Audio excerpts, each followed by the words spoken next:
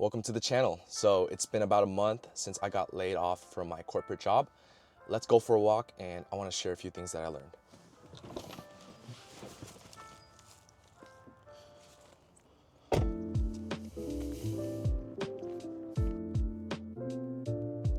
So this was my first ever corporate 9-to-5 job. I landed this job right out of undergrad back in 2022. I was 22 years old.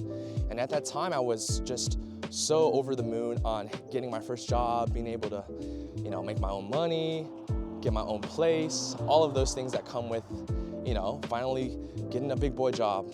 And it's been an incredible ride. I've learned so much in such a short amount of time. I think a lot of that has to do with just being on such a small team. And one person can really make a big difference in the industry that I'm working in. And it's also a very competitive, and it's also very driven by macroeconomics, so what's going on at large in the world. So I definitely picked something with a lot of earning potential, a lot of success, a lot of room for growth. At the same time, it's also something that's very cyclical, and the overall economy is not something that you and I or anybody, one person, can really control. So going into this field and this job, I knew that there were risks associated. I knew that this was definitely a possibility of getting laid off, but let me talk to you about how that actually happened and the day that it happened. So one random Wednesday, early November of this year, my boss asked me to go out to lunch with her and the lady that runs our office. I say, sure. In my mind though, there's two scenarios. They've been hinting that the promotion that I would be due for, the next bump up, would be somewhere around the 3-year mark. At this point, I was about 2.5 years in. So maybe that's what they were gonna tell me at the lunch. That was my first thought. I'm usually a positive person. But the other voice in my head was telling me, this could be something bad. And we're having lunch, I'm telling them about what I'm doing for Thanksgiving, what I'm about to do for Christmas, and they shift the conversation and let me know that since projects are coming to an end, and since it's so difficult to get new projects right now, they had to make staffing changes, and I was the one who was affected.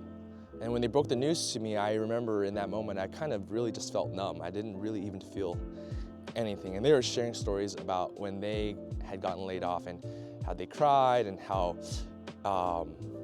things just got ugly. But for me, I think it was something that I wasn't expecting, but I knew that could always happen. And so in that moment, I definitely froze up a little bit. I didn't really know how to process it in the moment, but after taking some time and thinking about it, I really come to find out that there are a couple lessons I've learned from just giving this company and giving this job my all the past 2.5 years and having it end up in the place that it has. So I'd like to get into the first big lesson, and that is not falling for the carrot and the stick. Now, I haven't heard of the carrot and the stick metaphor until I got into the corporate world, but it's quite simple.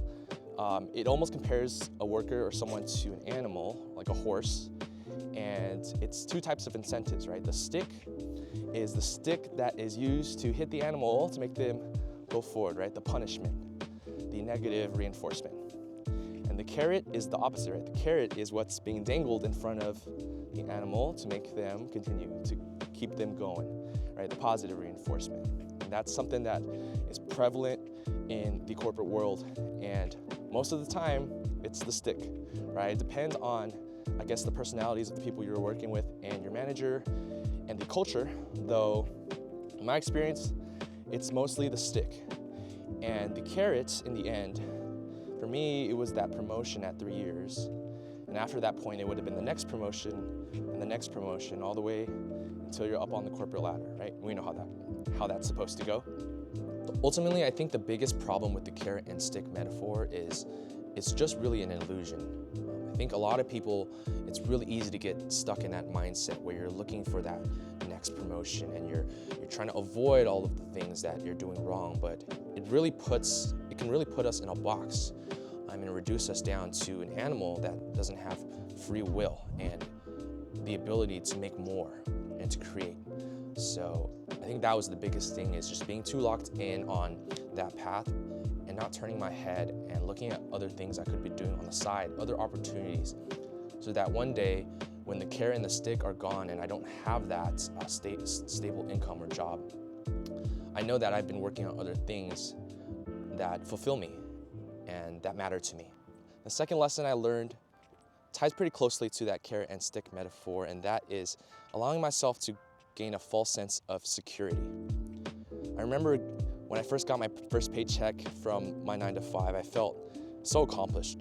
I think all my life, I just wanted to get to a point where it's independent, I could take care of myself, and I don't have to rely on anyone. And that's such an incredible feeling. I think if you're watching this, you probably have a job and you know what that feeling's like when that check comes in, and you can make your own decisions. You have that freedom in a sense. And although I think that feeling is great, it also is, in a way, an illusion. Now, most of us go the 9-to-5 route because we know that, hey, that's a way for us to make a living.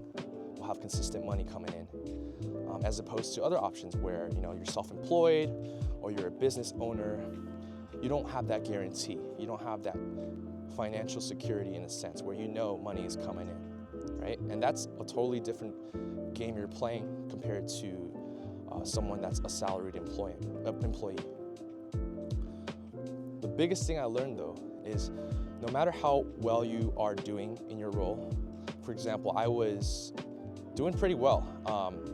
The company recognized me at the end of my first full year, me and one other person, for our work and just putting in the extra hours, right? So to me, I was on the right path. I was doing everything right. Nobody's perfect. Of course, I had mistakes that I made in my career early on, but I did have that sense of, hey, I'm good for now. Like, if I just keep going on my path, I really don't have anything to worry about. And boy, when I had that lunch and I heard the news and got the news, that's when everything changed, because that's when I realized, I played a trick on myself. And the biggest trick I played on myself was allowing myself to believe that this one income from my 9-to-5 was going to hold it down for me and allow me to be comfortable. But when you factor in all the things required to maintain a 9-to-5 job, it starts to get a little muddy, right? Usually if you want a high-paying role, you have to go to a major city, right? You have to pay incredibly high rents to live in that city, and it's gonna cost a lot to just survive. Even though my company took care of me and paid me well, at the end of each month, it's really not that much savings coming in because all of the expenses you gotta account for. And ultimately what I used to make that all make sense was the carrot, right, from the first lesson. But that's a mistake. And even though the 9-to-5 felt so consuming, at the end of each day, come home and barely have any brain energy left to do anything else, I think that is that comfort that takes over in that moment, because that paycheck allows you to feel that way. And it isn't until you experience the loss of that you really start to realize, okay, I can't just rely on that. I have to rely more on myself and more on things I do outside of that to protect myself, because ultimately, without that coming in, everything changes. So those were the two biggest takeaways I learned from my layoff experience. And though it definitely sucked in the moment to lose my job, I really began to see this as a positive experience because of all of the lessons that I was able to learn now that I've stepped away from it. And ultimately, this is an opportunity to hit the reset button on my life, and I know a lot of us like to call it like the quarter-life crisis, but I think reset sounds a little better. If you're going through something similar, you just got laid off too, I would love to hear what your plan is in the comments, whether you're looking for another job, going back to school, or maybe even starting your own business. For me, I'm definitely wanting to put a lot of time into the creative pursuits that I've always dreamt about pursuing, and that includes this YouTube channel. So there'll definitely be more content on the way. If you like this video, make sure to stay tuned and keep rocking with me. I appreciate you, and I'll catch you in the next one.